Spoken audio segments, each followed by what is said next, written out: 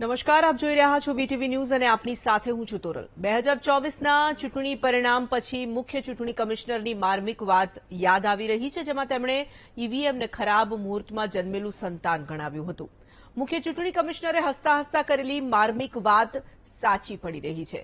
2024ની અતિશય મહત્વપૂર્ણ ચૂંટણી પૂર્ણ થઈ ચૂકી છે, પરંતુ ઈવીએમ પર સવાલ ઉઠવાનું ચાલુ છે। રાહુલ ગાંધીએ એક ટ્વીટ કર્યું અને ફરી ઈવીએમ પર રાજકારણ શરૂ થઈ ગયું। રાહુલ ગાંધીએ ઈવીએમની સરખામણી બ્લેક બોક્સ સાથે કરી કે જેની તપાસ શક્ય જ નથી। રાહુલ ગાંધીએ જે સંદર્ભ લીધો હતો તે એક અખબારના આર્ટિકલ અને એલન મસ્કના ટ્વીટનો હતો। મુંબઈ ઉત્તર પશ્ચિમ બેઠકના નવા ચૂંટાયેલા સાંસદ રવિન્દ્ર વાયકરની માત્ર 48 મતથી થયેલી જીત સામે સવાલો ઉઠ્યા છે। એવો આરોપ લાગ્યો છે કે રવિન્દ્ર વાયકરનો સંબંધી મતગણતરી કેન્દ્રએ મોબાઈલ ફોન સાથે હાજર હતો, જે ઈવીએમને અનલોક કરવા માટે વપરાતો હતો। જોકે ચૂંટણી પંચે આરોપોને નકારીને સ્પષ્ટ કર્યું કે ઈવીએમ કોઈ સાથે જોડાયેલું નથી, એટલે તેનું હેકિંગ શક્ય નથી। આ બધી સ્પષ્ટતાઓ કે ખુલાસા પહેલીવારના નથી। જોકે રાહુલ ગાંધી સહિત વિપક્ષને એટલું ચોક્કસ પૂછવાનું કે આ વખતે તો ભાજપ બહુમતીથી છેટું રહ્યું છે અને કોંગ્રેસ સહિતના ઇન્ડિયા ગઠબંધનને સારી એવી બેઠકો મળી છે, તો પછી ઈવીએમ સામે સવાલો આખરે કેમ ઉઠાવવામાં આવ્યા? એક નાનું છતાં મોટું ઉદાહરણ અયોધ્યાનું આપીએ તો અયોધ્યા જે લોકસભામાં આવે છે, ત્યાં ભાજપના ઉમેદવાર હારી ગયા અને સમાજવાદી પાર્ટીના ઉમેદવાર જીતી ગયા, તો આ પાછળ પણ ઈવીએમની કમાલ હશે। ઈવીએમ એકંદરે ભારતની પારદર્શક ચૂંટણી પ્રક્રિયાનું અધકેરું પ્રતીક બની ગયું છે, ત્યારે આ પારદર્શિતામાં રાહુલ ગાંધી સહિતના વિપક્ષને છીંડા આખરે કેમ દેખાઈ રહ્યા છે? આ સવાલનો જવાબ મેળવવાનો પ્રયાસ આજના મહામંથનમાં।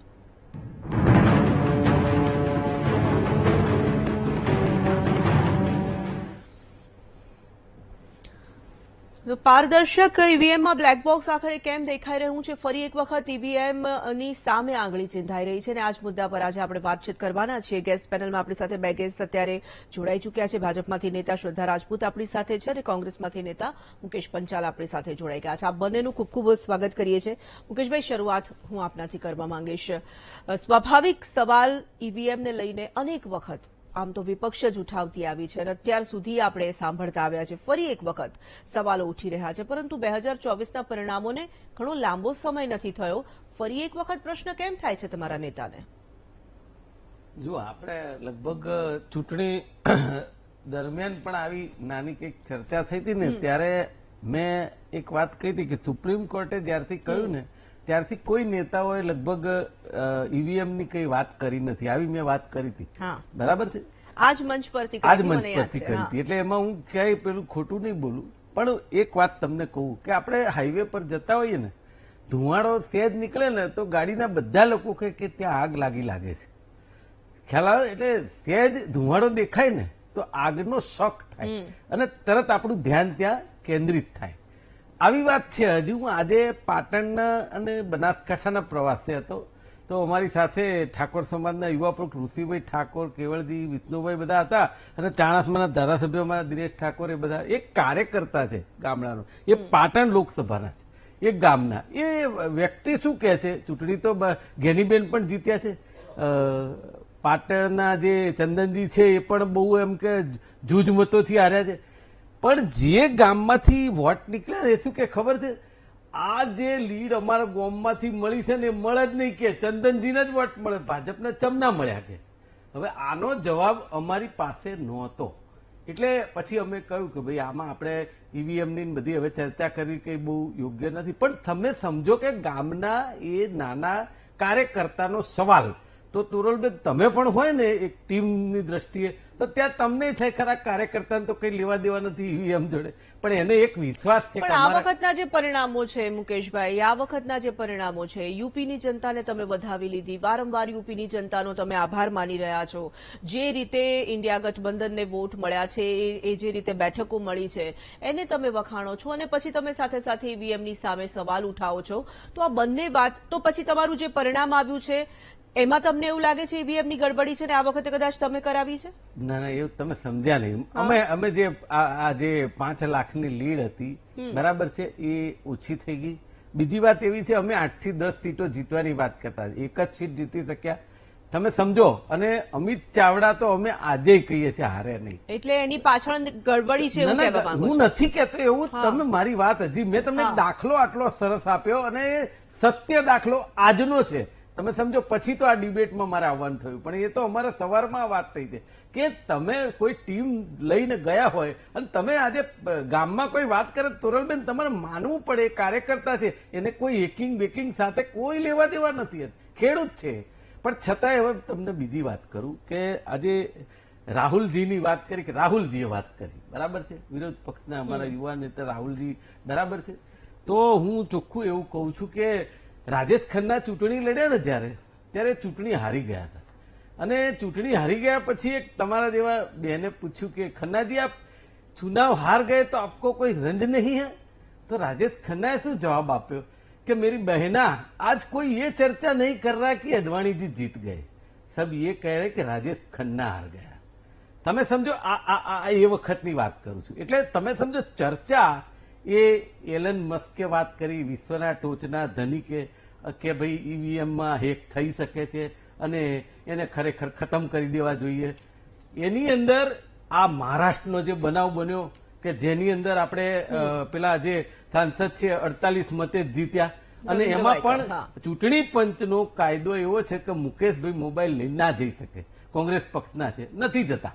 પણ જો એ સત્તાધારી પક્ષના હોય, વગવાળા હોય તો એનો મોબાઈલ અંદર લઈ જાય છે. અને સવાલ તો એ પણ આવ્યો મને તો એ હજી આ ઓટીપીનું કંઈ સમજમાં નથી આવતું કે ઓટીપી થી આ ઈવીએમ ખુલે છે ને સેટ થાય છે, એ બધું તો આજે ખબર પડી છે. એટલે એ હવે એ પાછો તપાસનો વિષય છે, બરાબર. એટલે એ એક સવાલ છે.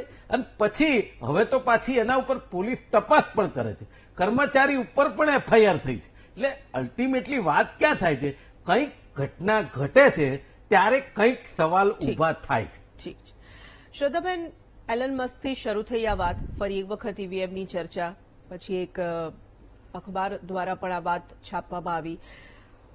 જે રીતે શિંદે ગ્રુપના જે નેતા હતા તેની વાત સામે આવી. ઇલેક્શન કમિશન નકારી રહ્યું છે કે આ ઓટીપી વાળી વાત, ફોન વાળી વાત, કોઈ વાતમાં તથ્ય નથી, આ શક્ય જ નથી. ફરી એક વખત સાબિતી આપવી પડી રહી છે કે ઈવીએમ હેક નથી થઈ શકતું. જે રીતે વારંવાર એટલા માટે આપણે કહેવું પડે છે કે કદાચ પરિણામો ન આવ્યા હોય અને આ મુદ્દા પર આપણે વાત કરીએ તો કદાચ સમજમાં આવે છે કે કંઈક એવું લાગી રહ્યું છે કે ભાઈ અમે મહેનત કરી હતી, કાર્યકર્તાઓએ ખૂબ મહેનત કરી હતી, વોટર્સ અમારા સપોર્ટમાં હતા, છતાં પણ વોટ મળ્યા નથી. આ વખતેના જે પરિણામો છે તે તો છતાં વિપક્ષ ઈવીએમ પર સવાલ ઉઠાવે છે. શું કારણો હોઈ શકે? શું લાગે છે? પ્રતિક્રિયા આપની. તોરલબેન, તમે જે પ્રશ્ન પૂછ્યો છે ને, મને થોડું એમાં દુઃખ એ થયું છે કે પરિણામોથી તમે ઈવીએમની વિશ્વસનીયતાને કેમ ક્રોસ ચેક કરો છો? માની લો કે પરિણામો એવા હોત કે 300 પાર અને 400 પાર હોત. ના, પ્રધાનમંત્રી નરેન્દ્ર મોદી જયારે બોલ્યા હતા ત્યારે એમણે પણ મને લાગે છે પહેલું જે કાર્યાલય પર, હું એટલા માટે એમણે કાર્યાલય પર ગયા અને જયારે એમણે સંબોધન કર્યું ત્યારે એમણે પણ ઈવીએમ નો ઉલ્લેખ કર્યો હતો અને ખૂબ સરસ રીતે એમણે આખી વાત મૂકી હતી કે ઈવીએમ તો હવે ઠીક છે ને. એટલે હું એ રીતે તમને કહી રહી છું. તો હું એ જ કહું છું કે મારી સેન્સિટિવિટી મારે એટલા માટે છે કે ઇલેક્શન કમિશન ઓફ ઇન્ડિયા અને જે સ્ટેટના ઇલેક્શન કમિશનો છે બહુ પારદર્શિકતા રીતે કરાવે છે. સાદી ભાષામાં કહું કે કોઈ વસ્તુ ઇન્ટરનેટ સાથે જોડાયેલી હોય તો એ હેક થઈ શકે છે. મારા મોબાઈલમાં અત્યારે ઇન્ટરનેટ ચાલુ છે તો કોઈ પણ હેકર એને હેક કરી શકે છે કારણ કે અત્યારે ઇન્ટરનેટ ચાલુ છે.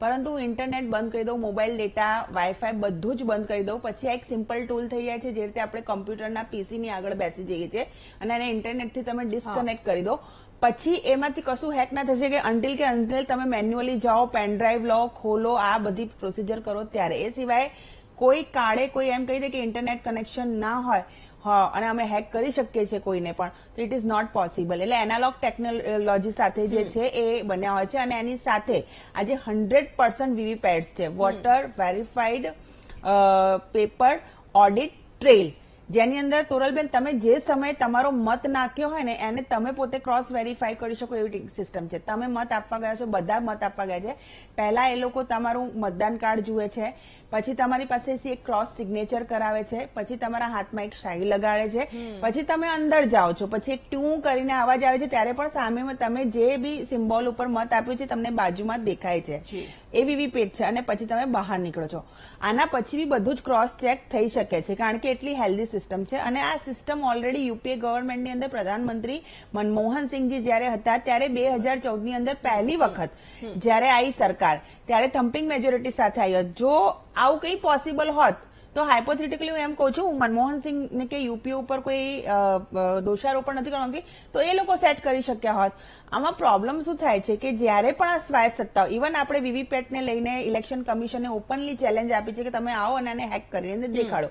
ઇવન સુપ્રીમ કોર્ટની અંદર પણ જ્યારે આવ્યું હતું ત્યારે સુપ્રીમ કોર્ટે કીધું આ વીવીપેટ છે ને બધું છે, ઇટ્સ ઓકે, હવે આનાથી જ ઈવીએમથી જ ચૂંટણી થશે. તો આટલા બધા આની અંદર ટેકનિશિયન્સ લાગેલા હોય છે. આ એક બિલકુલ સાયન્ટિફિક રીત છે.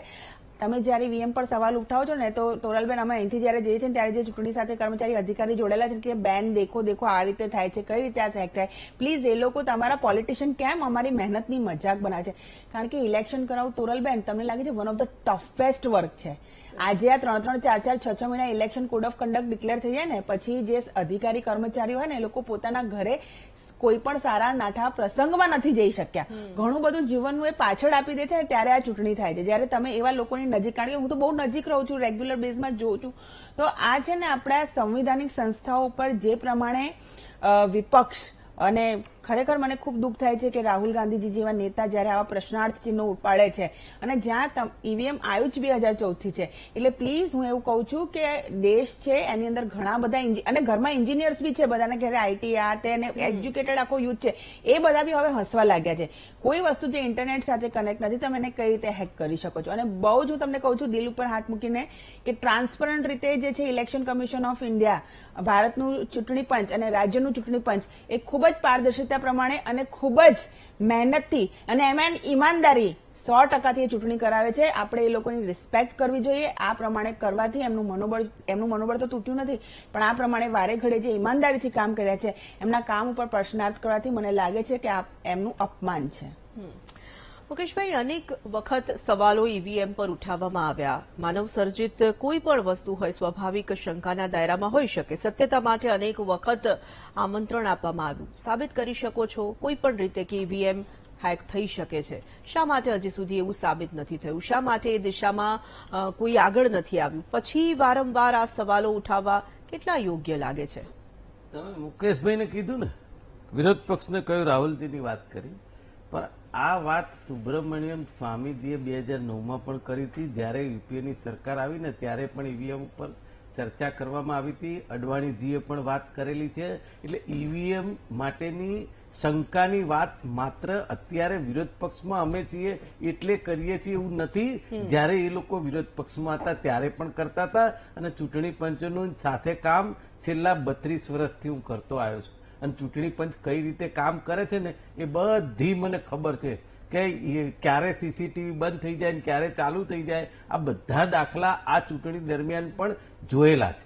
અને ચૂંટણી પંચ જે છે ને, આજે રાહુલજીએ એક વાત કરી છે કે આપણે ત્યાં ઈવીએમ બ્લેક બોક્સ છે, બરાબર છે કે એની કોઈ પછી જાણકારી બહાર આવતી નથી, બરાબર. તો એમણે જે વાત કરી છે ને એવી છે કે હમણાં મેં એક ચર્ચા જોઈને એમાં મને એ વાત યોગ્ય લાગી કે તમે આજે ચૂંટણી પતી ગઈ, રિઝલ્ટ આવી ગયા, જે આંકડા છે એ તો એ જ રહેવાના છે, કંઈ બદલાઈ જવાના નથી. હું કહું છું કે આની પારદર્શકતા માટે આપણે એવું ન કરી શકીએ કે ઈવીએમની અંદર જે આંકડા છે અને વીવીપેટની જે સ્લીપો છે એ બેને સરખાઈને ગણતરી કરવામાં આવે. હું કહું છું ભારત દેશની 140 કરોડની જનતાને વિશ્વાસ અપાવવા માટે અને લોકશાહીને જીવંત રાખવા માટે શું આપણે આવું ના કરી શકીએ? કેમ ના કરી શકાય? આપણે અબજો રૂપિયા ખોટા ઉડાડી નાખીએ છીએ તો લોકશાહી કાયમ રહે, લોકોને વિશ્વાસ રહે સરકાર ઉપર, એવું કેમ ન કરી શકાય? ને ચૂંટણી પંચ કેમ ન કરે? ચૂંટણી પંચ તો સ્વાયત્ત સંસ્થા છે, એને કોઈ આપણે માનીએ છીએ કે એને કોઈ લેવા દેવા નથી કોઈ પક્ષથી. તો હું કહું છું કે એમના મસ્ત મોટા ખર્ચા હોય છે. તો આ એક પાર્ટ છે વિશ્વાસ અપાવવાનો. આંગળી ચીંધતા હોય તો એને બંધ કરવાનો. આજે જે ફરિયાદ થઈ છે તો એ ફરિયાદ કેમ થઈ છે? એ ફરિયાદ લીધી ને એમણે, એની તપાસ થશે. ફોરેન્સિક લેબમાં ફોન મોકલ્યો છે, એ ઓટીપી કેમ આવ્યો છે, એમણે અંદર કોને કોને ફોન કર્યા અને પછી 48 મતે એ જીત્યા છે. એટલે આ બધા જે સવાલો છે ને એ બહુ જ અગત્યના છે. અને ખાલી રાહુલજીની વાત નથી, એ જે મહારાષ્ટ્રમાં બન્યું, આદિત્ય ઠાકરેએ પણ સવાલ ઉઠાવ્યા છે કે જે ચૂંટણી ઈસી છે ઇલેક્શન કમિશનર એ એન્ટાયર કોમ્પ્રોમાઇઝ છે એટલે કે એક સમાધાન છે એમ. બાકી હવે ઇલેક્શન કમિશન જોડે કેવી રીતે શું છે એ કે અમને બધી ખબર છે, અમે કામ કર્યું. એટલે અખિલેશજીએ પણ કહ્યું છે કે તમે જેની ઉપર અવિશ્વાસ છે, તમે આ કોઈ ટેકનોલોજી હોય ને તો એને એક વાત સારી કરી કે કોઈ સમસ્યાને નિવારવા માટે હોય એ ટેકનોલોજી, પણ એ ટેકનોલોજી જો સમસ્યા પેદા થતી હોય તો એને નાબૂદ કરવી જોઈએ. આપણે લોકશાહી એટલે કહેવાનો મતલબ અલ્ટિમેટલી એવો છે કે શંકા કરવા કરતા એ સ્પષ્ટ થાય ને એ વધુ અગત્યનું છે. આપણી સાથે ભાજપ નેતા હિરેન કોટક પણ જોડાઈ ગયા છે અને વરિષ્ઠ પત્રકાર ત્રિલોકભાઈ શર્મા પણ આપણી સાથે જોડાઈ ગયા છે. આ બંનેનું પણ સ્વાગત કરીએ છીએ અને સાથે સાથે આપણી સાથે રાજકોટથી કોંગ્રેસ નેતા ડોક્ટર હેમાંગ વસાવડા પણ જોડાઈ ગયા છે. હેમાંગભાઈ, આપનું પણ સ્વાગત કરીએ છીએ. ત્રિલોકભાઈ, સૌથી પહેલા હું આપની પાસે આવીશ. સામાન્ય રીતે પરિણામો જ્યારે જાહેર થતા હોય છે, પરિણામો પછી આપણે આ પ્રકારની ચર્ચાઓ કરતા હોઈએ છીએ, કારણ કે કોઈ એક પક્ષ હોય એ આંગળી ચીંધે છે ઈવીએમ પર. શંકાના દાયરામાં ઈવીએમ હંમેશા ઇલેક્શનના રિઝલ્ટ પછી આવતું હોય છે. આ વખતે પરિણામો આવી ગયા અને થોડો સમય થઈ ગયો અને હવે ફરી એક વખત આ શંકાના દાયરામાં છે. શું કહેશો? मेरा प्रति प्रश्न है, જી જી जो विरोधी दल आज ईवीएम पर उंगली उठा रहे हैं या जो अविश्वास जता रहे हैं, क्या वो कभी ये बताएंगे कि वो कौन सी संवैधानिक संस्था पे विश्वास करते हैं? उनको चुनाव आयोग पर विश्वास नहीं, उनको न्यायपालिका पर विश्वास नहीं, उनको ईडी पर विश्वास नहीं, उनको सीबीआई पर विश्वास नहीं, यहां तक कि उनको अपने मतदाताओं पर भी विश्वास नहीं कि मतदाता इतने निर्बुद्धि हैं कि उनको पता ही नहीं है कि उनका वोट कहां जा रहा है. वीवीपैट का जो स्क्रीन है उससे उनको पता चल रहा है कि नहीं चल रहा है. तो ये सवाल सारे बेमानी हो जाते हैं. अब रहा सवाल उंगली उठाने का, तो देखिए, मैं किसी भी राजनीतिक दल का नाम नहीं लेते हुए ये कहूंगा कि हर एक राजनीतिक दल कभी न कभी अपनी हार का ठीकरा किसी न किसी पर फोड़ने के लिए एक मत्था ढूंढता रहता है. चाहे वो 2004 के इलेक्शंस हों, 9 के इलेक्शंस हों, 14 के हों, 19 के हों या अभी 24 के हों, कोई राजनीतिक दल इसका अपवाद नहीं है. तो सवाल यहां ये है कि अपनी अक्षमताओं, अपनी विफलताओं, अपनी कमजोरियों का आकलन करने के बजाय हम किसी व्यवस्था पर प्रश्न उठाएं, ये सरासर मेरे हिसाब से राष्ट्रहित में नहीं है. હેમંગભાઈ, ત્રિલોકભાઈએ જે કહ્યું છે સ્વાભાવિક એ સવાલ તમામના મનમાં ઉપસ્થિત થાય છે કે જ્યારે આપણે કોઈ ઈવીએમની સાથે આપણે સવાલ ઉઠાવીએ છીએ કે આપણે એક આખી વ્યવસ્થાની ઉપર સવાલ ઉઠાવી રહ્યા છીએ, તો લોકશાહી પર જ આપણને વિશ્વાસ નથી એવું પ્રતિપાદિત થાય છે, એવો પણ મત એક સામે આવે છે. શું કહેવું છે આપનું? નહીં, એ એમનો મત થયો. જી, કોઈ પણ પક્ષ લોકશાહીમાં, બીજેપી હોય, કોંગ્રેસ હોય, તૃણમૂલ હોય, એનસીપી હોય, ટીડીકે હોય, ટીડીપી હોય, જે હોય એ એની વાત તો રાખે. એમને જો વાત ખોટી લાગતી હોય વરિષ્ઠ પત્રકાર તરીકે તો એમને મુબારક, મારે એને જવાબ દેવાની જરૂર નથી. આજની ચર્ચા ક્યાંથી શરૂ થઈ છે એ હું આપનું ધ્યાન દોરી દઉં. એલન મસ્કનું એક ટ્વીટ આવ્યું જી, અને એમાં એને એવું કીધું કે ઈવીએમ છે એ આર્ટિફિશિયલ ઇન્ટેલિજન્સ અથવા હ્યુમનથી હેક થઈ શકે છે. ભલે ચાન્સીસ બહુ ઓછા છે પણ બહુ મોટા છે. એલન મસ્ક કોણ છે એ કદાચ કહેવું પડે તો હું કહી બી દઉં કે જે આખી ટેસ્લા કંપની ચલાવે છે, જે ડ્રાઈવર રહિત ગાડીઓ બનાવે છે, સોફ્ટવેરની વર્લ્ડ વાઇડ મોટી કંપનીનો એ માલિક છે. એ ચાર ચોપડી પાસ માણસ નથી. અને આખી વાત ક્યાંથી થઈ કે પ્યુટ્રોરિકા કરીને કન્ટ્રીમાં વોટિંગ થયું અને ત્યાં એવું આવ્યું કે ઈવીએમમાં ગડબડી થઈ છે. એટલે કેનેડી, જે અમેરિકાના અપક્ષ ઉમેદવાર છે આ ફેરાની પ્રેસિડેન્ટશીપમાં, એણે એસોસિએટ પ્રેસને ટાંકીને આ વાત મૂકી. એણે મૂકી એટલે એલોન મસ્કે આ જવાબ લખ્યો અને એના સંદર્ભમાં રાહુલ ગાંધીએ આજે ટ્વિટર ઉપર વાત મૂકી. રાહુલ ગાંધીનું ટ્વીટ વાંચ્યા વગર જો આપણે વાત કરીએ તો મને એમ લાગે છે કે આપણે ચર્ચા જ ખોટે પાટે કરીએ છીએ. એણે ઈવીએમને લીધે અમે હારીએ છીએ, ઈવીએમ બોગસ છે એવી કોઈ વાત નથી કરી. એમણે બે જ વાત કરી છે કે ઇલેક્શન પ્રોસેસ ડેમોક્રેસીમાં સુપ્રીમ છે, પ્રજાનો ફેથ એમાં જળવાઈ રહી જરૂરી છે, પારદર્શિકતા જરૂરી છે, અને એને માટે જે ટેકનોક્રાફ્ટ છે અથવા જે જોવા માંગે છે એને ઇન્ટરનલ કોન્ફિગ્યુરેશન ઓફ ઈવીએમ, એમાં જે કાંઈ હાર્ડવેર છે, સોફ્ટવેર છે, એની અને જે એનો કોડ છે એને એસેસિબલ કરાવવું જોઈએ. આટલી જ વાત એણે કરી છે. એમાં ક્યાંય એણે ઠીકરું ફોડ્યું નથી. જે ભાઈ બોલ્યા એ નથી કોઈ પક્ષે આ વાત કરી. અને આ વાતને જો તમે સ્વીકારી ન શકો તો તમે ડેમોક્રેટિક મગજ ધરાવતા નથી. આ મારો સ્પષ્ટ અભિપ્રાય છે. લોકશાહીમાં દરેક વસ્તુ પારદર્શક હોવી જોઈએ અને એમાં પ્રજાનો વિશ્વાસ હોવો જોઈએ. આ વાતને નકારી શકાય નહીં.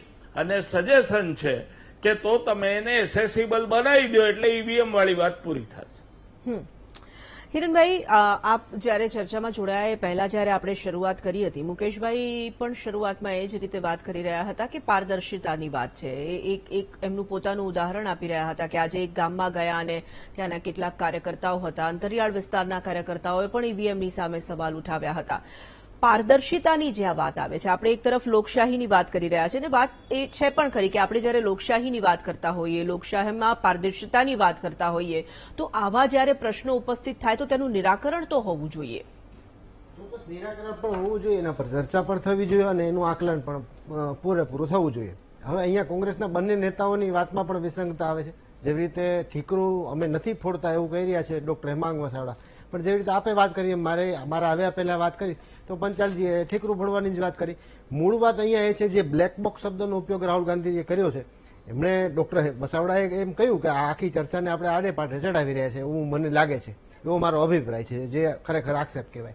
પરંતુ એ ડિબેટને આડે પાટે કોઈ ચડાવી જ નથી રહ્યું, કારણ કે એમણે વાત જ બ્લેક બોક્સથી કરી. હવે એ 10 દિવસ એ ભૂલી જાય છે. કદાચ વધારે હોશિયાર ડોક્ટર વસાવડા છે તો ડોક્ટર વસાવડાએ રાહુલ ગાંધીને એ જણાવવું જોઈએ કે એમણે એ વાત ખાસ કરીને ઉલ્લેખ કરવો જોઈએ કે જ્યારે 10 દિવસનો સમય આપવામાં આવ્યો હતો અને એ ચૂંટણી પંચે આપ્યો હતો અને ત્યારે એ ઈવીએમને જે રીતે ચેક કરવું તે ચેક કરી શકાય છે, અથવા તો એમને હજુ પણ લાગતું હોય તો એમણે એ ચૂંટણી પંચ પાસે જવું જોઈએ. અને ચૂંટણી પંચ જવાબ નથી આપતા. જેવી રીતે હમણાં માન્ય આપણા વરિષ્ઠ પત્રકાર શ્રી કહી રહ્યા હતા એમ ભારતની કોઈ પણ સ્વાયત્ત સંસ્થા ઉપર કોઈ પણ પ્રકારનો વિશ્વાસ કોંગ્રેસને છે જ નહીં અને વિપક્ષોને કોઈ પણ નથી.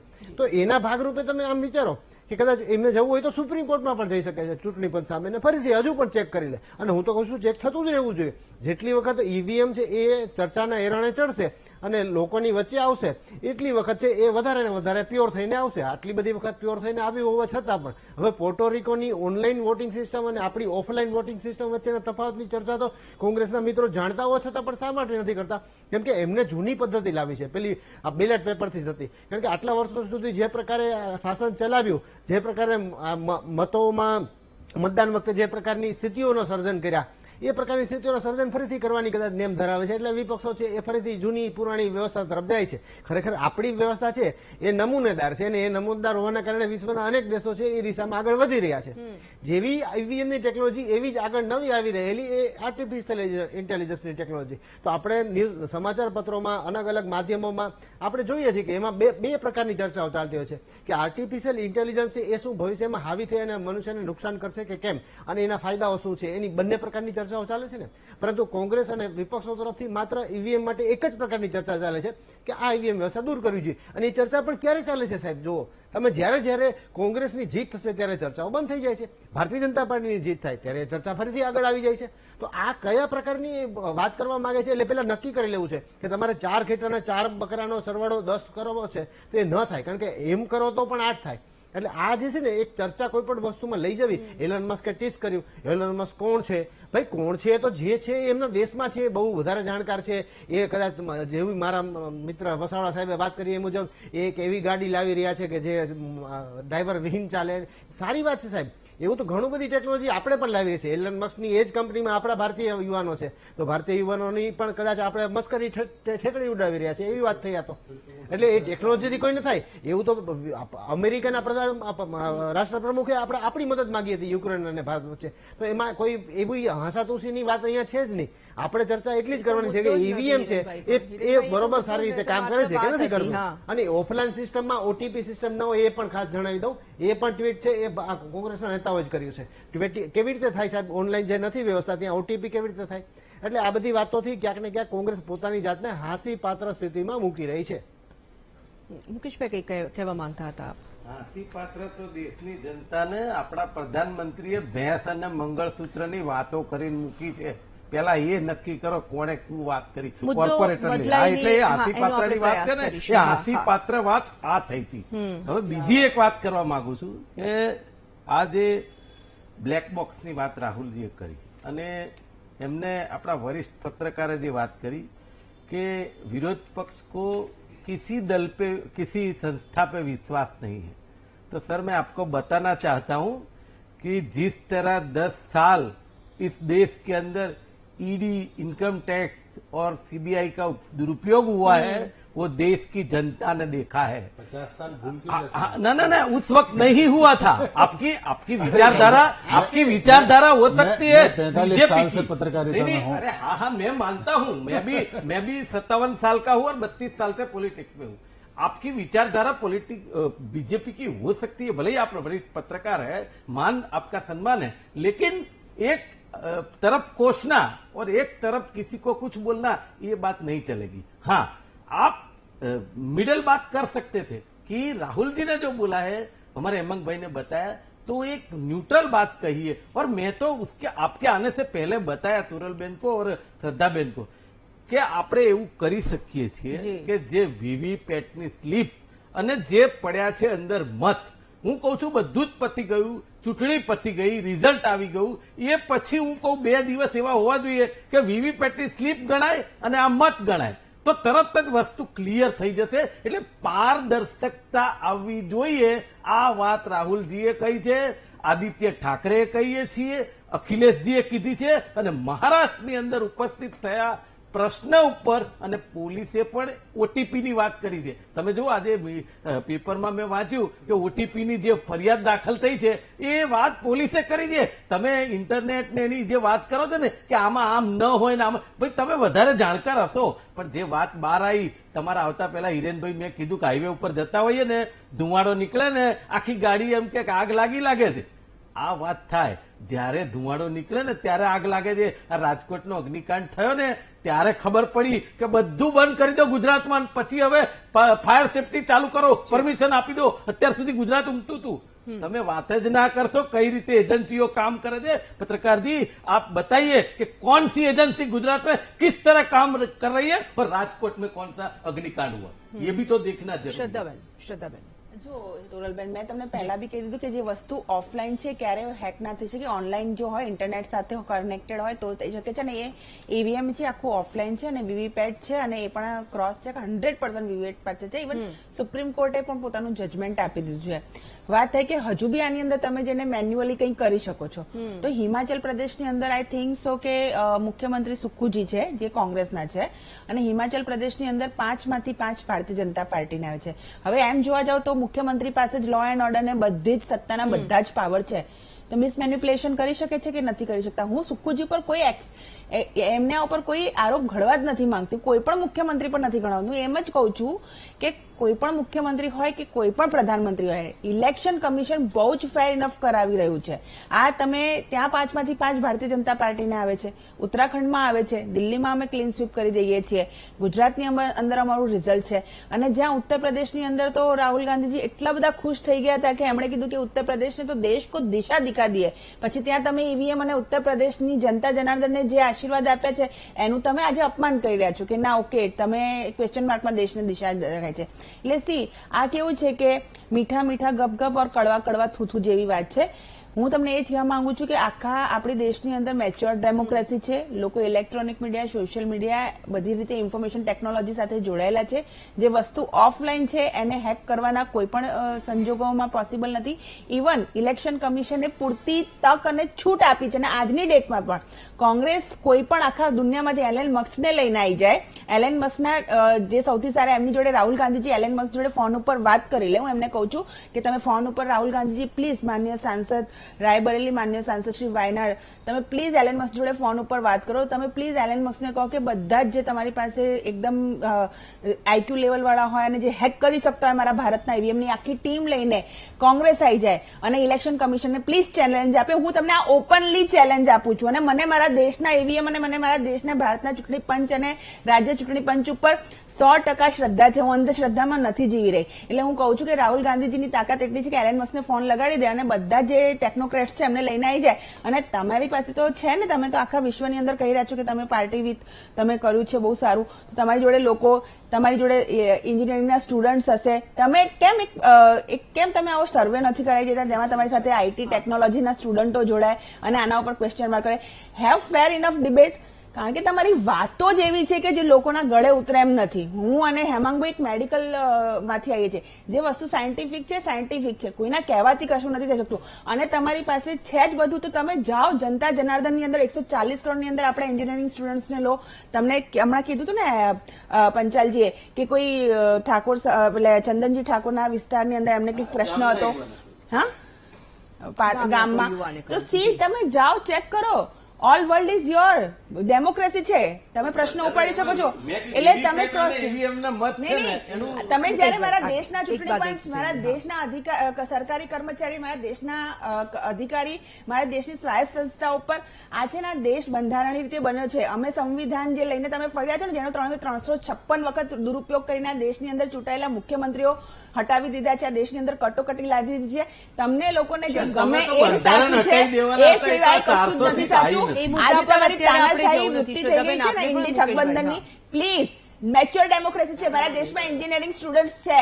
તમે જાઓ, ટેકનોક્રેટ છે. હું તમને ઓપનલી ચેલેન્જ કરું છું, રાહુલ ગાંધીજી એલન મસ્કને ફોન કરે અને આખી ટેકનોક્રેટ ટીમ લઈને આવે અને મારા દેશનું ઈવીએમ છે એ હેક કરીને દેખાડી દે. ઠીક છે.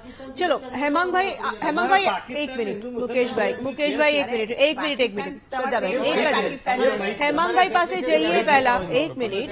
મને લાગે છે કે આપણે દર્શકો માટે ચર્ચા કરી રહ્યા છીએ, અંદર વાત નથી કરવાની, આપણી વાત દર્શકો સુધી પહોંચાડવાની છે. હેમાંગભાઈ, હું આપની પાસે આવું એ પહેલા त्रिलोकभाई પાસે एक सवाल मारे पूछो है। त्रिलोक जी, जो बात हम पारदर्शिता की बात करें, लोकशाही की जब हम बात करते हैं, लोगों के लिए और लोगों से ही बनती है लोकशाही। अगर एक जनता को भी अगर मन में डाउट है, एक बंदे को भी अगर डाउट है, तो उसको क्लियर करना जरूरी होता है। ईवीएम के सामने जो क्वेश्चंस हमेशा उठते आए हैं, सिर्फ पॉलिटिकल पार्टीज ही ये सवाल उठाती है ऐसा नहीं है। बहुत सारी जनता का पूरा एक वर्ग है जो सोचता है कि ईवीएम में कुछ गड़बड़ है, जिस तरह के परिणाम आते हैं कुछ प्रॉब्लम्स है। यही बात है, उसका सॉल्यूशन तो आखिर होना चाहिए ना। डेफिनेटली सॉल्यूशन होना चाहिए। और मैं डॉक्टर हेमांग जी की बात पे ही आगे बात बढ़ाता हूं। इस पे मुझे अच्छे से पता है कि राहुल गांधी जी ने क्या कहा। उन्होंने कहा कि ये ब्लैक बॉक्स है और इस पर हमारी पहुंच नहीं है। हाँ। हमको ये समझना चाहिए कि ब्लैक बॉक्स का वाकई में यूज होता क्या है और कब होता है। जब कोई दुर्घटना घटित हो जाती है तो उस दुर्घटना की जानकारी पाने के लिए जो है ब्लैक बॉक्स का इस्तेमाल किया जाता है। हमारे संविधान में, हमारे चुनाव आयोग के जो प्रोसीडिंग्स हैं, उनमें ये पक्का प्रोविजन है कि अगर कहीं से भी चुनाव में, मतदान में, मतगणना में अगर कोई गड़बड़ी हुई है और उसकी शिकायत आती है तो उसकी जांच करने का प्रोविजन है और जांच होती है। इससे पहले जब वोटिंग के लिए ईवीएम्स जाते हैं तो उनकी रैंडमाइज चेकिंग होती है। एक पूरा प्रोसेस है। आपको तो मेरे से ज्यादा पता होगा कि ईवीएम की बात हमारे देश में 1977 में शुरू हुई थी और पहला ईवीएम बना था 1986 में, और 2006 में जो M1 बना, 2012 में M2 बना और अभी M3 जो है, that is the most advanced EVM machine in the world. जो साइंटिस्ट ने कही है ये बात, और चुनाव आयोग ने और माननीय सर्वोच्च न्यायालय ने बार बार इस बात को सत्यापित किया है। चुनाव आयोग ने तो कई बार न्योता दिया है सभी को ओपनली कि भाई देश का कोई भी व्यक्ति, कोई भी नागरिक, कोई भी साइंटिस्ट, कोई भी राजनेता आए और इसको हैक करके बताए तो हम इसमें सुधार करेंगे। लेकिन इन सब प्रयासों के बाद भी कोई ये साबित नहीं कर पाया कि ईवीएम को हैक किया जा सकता है। हाँ, वोटिंग के दौरान कभी किसी मशीन में गड़बड़ी आ सकती है, वो स्वाभाविक है, और उसके लिए बाकायदा हमारे यहाँ प्रोविजन है कि उस मशीन को ऑब्सलीट कर दिया जाता है, उसकी जगह नई मशीन आती है, जिन लोगों ने उसमें वोटिंग डाला है उनका दोबारा वो वोटिंग कराया जाता है। और ये सारे प्रोविजंस हमारे यहाँ इस बात को प्रमाणित करने के लिए काफी हैं कि पारदर्शिता के लिए जितने संसाधन या प्रोविजंस होने चाहिए जी। वो हमारे यहाँ हैं।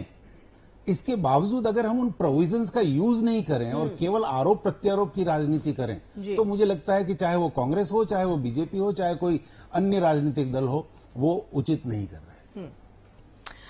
હેમાંગભાઈ, આપ જે વાત કરવા માંગતા હતા આપ મૂકી શકો છો।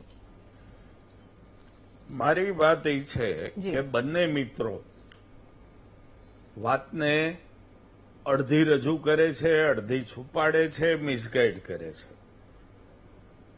ખાલી ઈવીએમ છે એ કોઈ સાથે કનેક્ટ થતું નથી તો રાજકોટ લોકસભામાં પરસોત્તમભાઈ રૂપાલા અને પરેશભાઈ ધાનાણીનું નામ આવે, ગાંધીનગરમાં સોનલબેન ને અમિતભાઈના નામ આવે, અમરેલીમાં એ રીતે નામ આવે, જામનગરમાં એ રીતે નામ આવે, કોઈક રીતે તો નામ આવતા હશે ને। હેકિંગ એટલે ખાલી ઇન્ટરનેટથી જ હેક થાય એવું નથી। તમે જયારે ડેટા નાખો છો, નામ નાખો છો ઉમેદવારોના, એમાં ટાઈમ નાખો છો, તારીખ નાખો છો, ત્યારે ક્યાંક તો કનેક્ટ થતું હશે ને, કેમને એમ થઈ જાય છે? नहीं होता है, સોફ્ટવેરની જ વાત છે होता है बाकायदा। જે ભાઈ આપણે ત્રિલોકભાઈ શર્માજી પણ બોલ્યા કરે છે, એકની એક વાત રિપીટ કર્યા કરે છે। રાહુલ ગાંધીએ એટલું જ કીધું છે સુપ્રીમ કોર્ટના આદેશથી શું ઇલેક્શન કમિશને ચેક કરાવ્યું? તો મને क्यों आप गए थे त्रिलोक जी, उसमें बटन दबाया और बताया कि आपने 5 बार बटन दबा, 50 का तो 5 वोट हो गए, 3 बीजेपी को दबा, 8 हो गए, उसमें थे 3 बीजेपी को गए। इसके अलावा कुछ दिखाया? બેને ગાજી ગાજીને મારી બેને શ્રદ્ધા કહેતી હતી કે આટલા એન્જિનિયર છે ને આમ છે ને, તમે આપો ને, તમે જે એની ઇન્ટિગ્રેટેડ સર્કિટ છે ને એનો કોડ છે એ ડિસ્ક્લોઝ કરો, એટલી જ વાત છે। જેથી આ વાત ડિસ્ક્લોઝ થાય અને એસેસિબલ થશે તે દિવસ ઈવીએમ ઉપર એની મેળે પ્રશ્નો પૂરા થઈ જશે। ઈવીએમમાં સોફ્ટવેર કનેક્ટ કરીને ડેટા નાખવામાં આવે છે। કોણ ડેટા નાખે છે?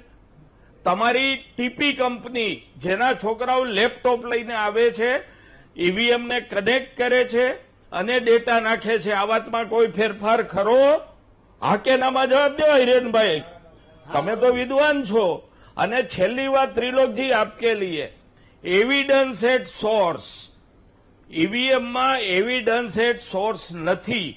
કોઈ પણ જગ્યાએ પ્રશ્ન થયો, ઝઘડો થયો, વિવાદ થયો, ચેલેન્જ થયો, બેલેટ હોય તો બતાવી શકાય કે આ ગણો, જેમ પોસ્ટલ બેલેટમાં થાય છે। ઈવીએમમાં એવિડન્સ એટ સોર્સ નથી, એ નથી જ। વીવીપેટની વાત કરી આપે, સરસ વાત કરી વીવીપેટની, પણ વીવીપેટની ગણતરી થતી નથી। જ્યાં ચેલેન્જ થાય ત્યાં પણ થતી નથી। ક્યારે એવું નથી કે કોઈ ઇલેક્શન ઉમેદવારે કીધું હોય કેન્ડિડેટે વચ્ચે નહીં ભાઈ, તમને આપશે ટાઈમ, આટલા રેસલેસ ના થાવ મારી દલીલથી, ડોન્ટ ગેટ ઇમ્બેલેન્સ। તમે ક્યાંય પૂરેપૂરા વીવીપેટ ગણાવ્યા? આ મારો પ્રશ્ન, કારણ કે VVPAT is evidence at source કહેવાય। મેં જોયું કે આ પટ્ટી નીકળી, મેં કોંગ્રેસને મત આપ્યો, કોંગ્રેસની સ્લીપ નીકળી, મેં નાખી ડબ્બામાં, એ ગણાય જ નથી, ગણાતું। તો આટલી જ વાત છે। આખી વાત તમે ખોટી રીતે રજૂ કરો। વિરોધ પક્ષ વિરોધ કરે છે, જીતે તો બાબા કરે ને હારી જાય તો હાઈ કરે, ક્યાંય એવી વાત નથી। લોકશાહીમાં મજબૂત મુદ્દા હોવા જ જોઈએ। અમારે વાત કરવાની છે, તમારે કરવાની છે। અને કોઈ સંસ્થામાં વિશ્વાસ અવિશ્વાસનો વાત નથી હોતી। સંસ્થા બધી સારી જ છે, ચલાવે જ કોણ એનો સવાલ હોય છે। ઈડી કોણે ચલાવી? કે એને કોઈ દી બીજેપીનો કોઈ માણસ દેખાણો જ નહીં 10 વર્ષમાં, સતત વિરોધ પક્ષને ત્યાં જ પડી। અહીંયા આટલું કૌભાંડ, ખાલી એક ટીપીઓનું કાઉન્ટ હજારો કરોડનું નીકળ્યું। તમારી આઈટી ક્યાં? તમારી ઈડી ક્યાં? તમારી સીબીઆઈ ક્યાં? 32 માણસો અમાઈ ગયા અને આખું વહીવટતંત્રનું ભોપાળું નીકળ્યું। તો પછી ક્યાંથી સીબીઆઈ ઈડીમાં વિશ્વાસ આવે? ક્યાંક 50 કરોડમાં સીબીઆઈ જઈને પડે। ઈડીએ 180 કરોડ પ્રફુલ્લ પટેલના જપ્ત કર્યા અને હવે પાછા આપી દીધા. તો તેથી જપ્ત શું કામ કર્યા હતા? જો કાંઈ ખોટું જ નથી નીકળ્યું અને ખોટું નીકળ્યું તો 180 કરોડની પ્રોપર્ટી પાછી શું કામ આપી? એટલે त्रिलोकजी, संस्थान के सामने आवाज नहीं है. कांग्रेस को पूरे विश्वास है बंधारण में और संस्थान में. जो लोग चला रहे हैं उसके खिलाफ ये बात है और वो हम जरूर करेंगे. आप जैसे शायद 10 सीनियर पत्रकार भी हमें कोसे, हम बोलेंगे, बोलते रहेंगे कि चलाने वाले लोग बेईमान है.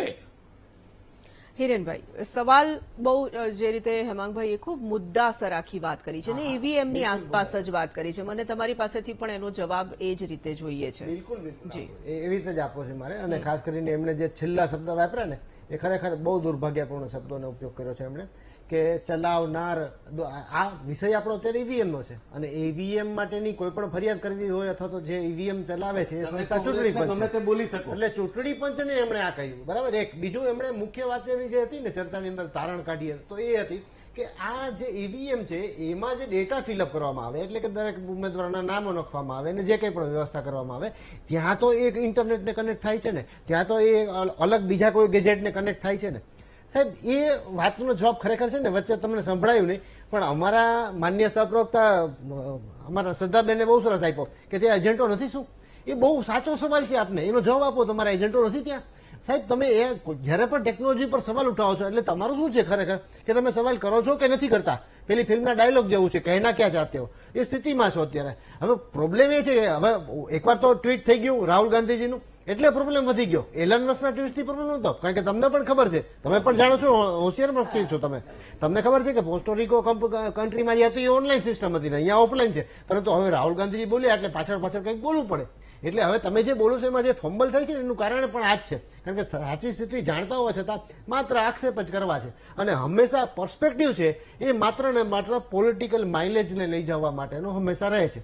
દરેક બાબતમાં તમને વાંધો હોય છે, દરેક સંસ્થાઓ સામે વાંધો હોય છે. સાચી વાત છે સાહેબ, કઈ સંસ્થા સામે તમને વાંધો નથી. એક તરફ તમે એમ કહો છો કે કોઈ પણ સંસ્થા સામે અમને વાંધો નથી, બીજી તરફ તમે દરેક સંસ્થાઓનો ઉલ્લેખ કરીને અત્યારે જણાવો છો કે એમાં શા માટે અમને વાંધો છે. સાહેબ, વાંધો છે કે નથી એ નક્કી કરો પહેલા. અને એ સિવાય તમે જ્યારે પણ હંમેશા જીતો છો ત્યારે સ્વાભાવિક રીતે તમે ત્યાં તમારા ઈવીએમ નો કોઈ સવાલ આવતો જ નથી. જ્યાં હારો છો ત્યાં તરત જ ઈવીએમ ઉપર ઠીકરું ઢોળો. ખરેખર ઈવીએમ જો કોઈ જીવિત વસ્તુ હોય ને તો એ તમારા ઉપર માનહાનિનો દાવો કરી દે, એવી ખરાબ પરિસ્થિતિ મૂકી દીધી તમે. એટલે હદ થઈ ગઈ છે. હવે દેશના નાગરિકો ખરેખર તમારી સામે જ્યારે પણ તમે ઈવીએમ શબ્દનો પ્રયોગ કરો છો ને ત્યારે તમારી સામે ખરેખર અટહાસ્ય કરીને જોવે છે. તમને ક્યાં તમને આ બાબતમાં મને ખબર નથી પડતી કે કેમ તમે આ વિષય મૂકી નથી શકતા હવે સતત, અથવા તમારે જયારે જઈને કરો સાહેબ, તમને બધી વ્યવસ્થા આપેલી છે. ચૂંટણી પંચને કહે છે અરે એમાં સંતોષ ન થાય તો જઈને હું કહું છું સુપ્રીમ કોર્ટમાં એક અરજી દાખલ કરી દો સાહેબ તમે, પણ એ કઈ કરવું નથી. માત્ર વાત નીકળે ત્યારે કઈ પણ ઊંધું જતું બોલી અને વાતને આખી ખોટા પાટે ચડાવી દેવાની. ખોટા પાટે ચડાવવાનું કામ તમે લોકો કરી રહ્યા છો. સોલ્યુશન તમને શું લાગે છે, શું હોવું જોઈએ જે રીતે આ ફરી એક વખત? હા. બતાવી દીધું કે ચૂંટણી થઈ જાય, રિઝલ્ટ આવી ગયા પછી પણ ઇલેક્શન કમિશન આ વાત સ્વીકારવા માટે તૈયાર જ નથી ને. ઇલેક્શન કમિશન ચલાવે છે કોણ, તોરલબેન? આપણા લોકલાડીલા પ્રધાનમંત્રી ચલાવે છે. સંસ્થાઓની સામેનો આ સવાલ છે, તો પછી એનું નિરાકરણ શું હોય? મારી વાત એક મિનિટ પૂરી કરી દઉં કે મારું કેવું એવું છે કે મેં જે કહ્યું એ જો થાય તો હું કહું છું પ્રજાને મોટામાં મોટો લોકશાહી આ દેશમાં છે એવું લાગે.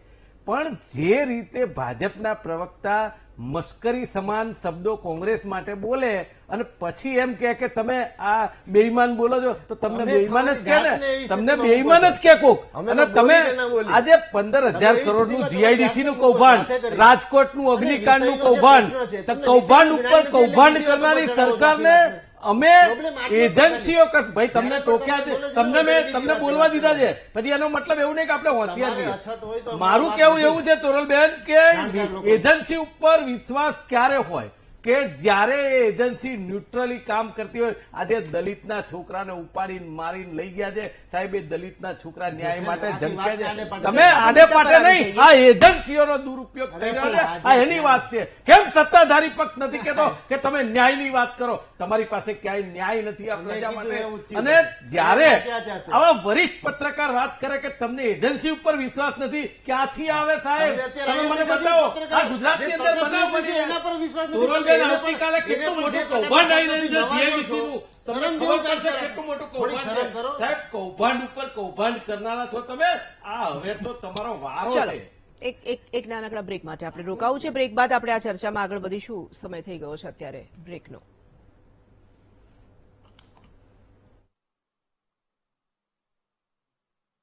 Welcome back. બ્રેક બાદ પુનઃ સ્વાગત છે. એલન મસ્કે કર્યું એક ટ્વીટ અને ત્યારથી જે વાત ઈવીએમની ફરી એક વખત શરૂ થઈ રહી છે તેના પર આપણે વાતચીત કરી રહ્યા છે, ચર્ચા કરી રહ્યા છે.